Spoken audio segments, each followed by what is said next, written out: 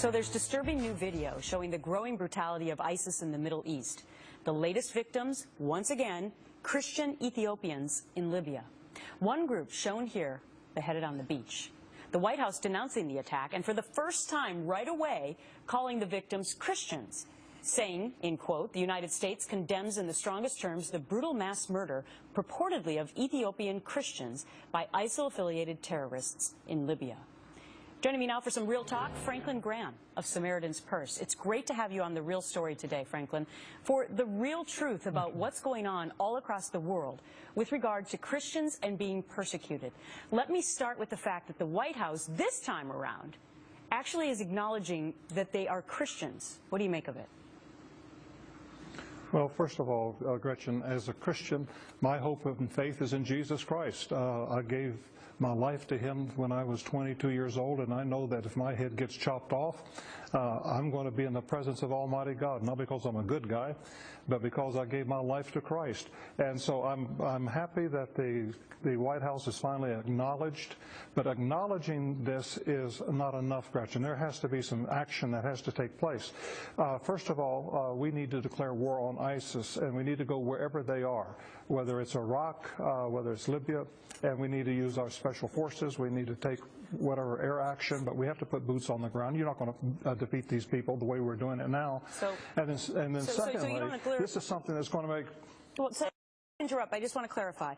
So because President Obama has declared war on ISIS in so many words, he said he wanted, to eradicate the world of them, but obviously you don't believe he's doing enough. No, I don't, because he's responsible for ISIS. He pulled our troops out of Iraq. When our general said, don't do this, it's going to create a power vacuum, and which it did. And now we have ISIS. And we have the problem in Libya because of the president's policies towards Libya and the bombing of Libya and the fall of Omar Gaddafi and leaving the power vacuum, and now you have ISIS. But what we've got to do in this country, Gretchen, is we have to stop allowing the immigration of Muslims into this country who come from countries that have active terrorist cells. So I'm calling for the halt to all immigration of Muslims to this country if they come from a country that has Islamic terrorist cells in those countries. Reverend, how do we know if they are actually terrorists or not? You don't. You're just going to have to say you don't come. And you just can't allow people to keep coming from these countries that are going to bring terrorism into this nation. So you're going to have to just say we're going to halt immigration until ISIS is defeated. And if we don't do this, Gretchen, we're going to have a huge problem in this country, just like what we're seeing right now in Minnesota.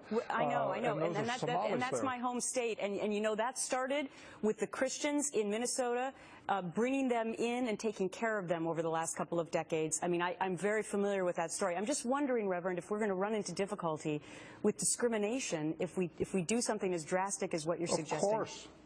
Of course you're going to have people calling that this is discrimination, but Gretchen, this is a war.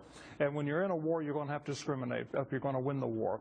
If we're just going to have these policies where we have a statement coming out from the White House saying we condemn this, well, we've got to condemn it, but we've got to go after them. And Gretchen, you're just going to have to take them out and kill them. Okay, so what do you plan to do? We're going to have to stop allowing them to come into this country. Well, Reverend Grant, what is your plan then? How are you going to try to make this happen if you think this would actually work?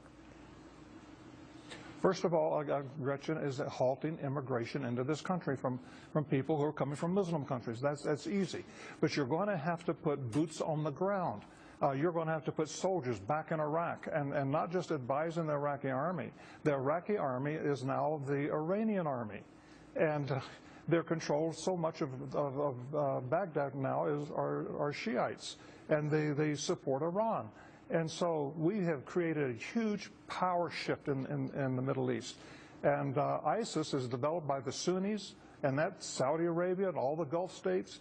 They've been financing ISIS to combat the Shiites. Yep. And if we don't recognize where we are, Gretchen, we're going to lose this thing. We've got to put soldiers back in there, and we're going to have to be in the Middle East for a long time. Well, it's not something you're just going to defeat in a matter of hours or a few days or a few months. It's a scary proposition, and obviously this is something that has just blown up, no pun intended, over the last 6 years or so. But at least now the White House is actually saying that those being beheaded are Christians. A small step in the right direction, possibly. Franklin Graham, I got to wrap it there, but it's great to have you on The Real Story. Thank you so much.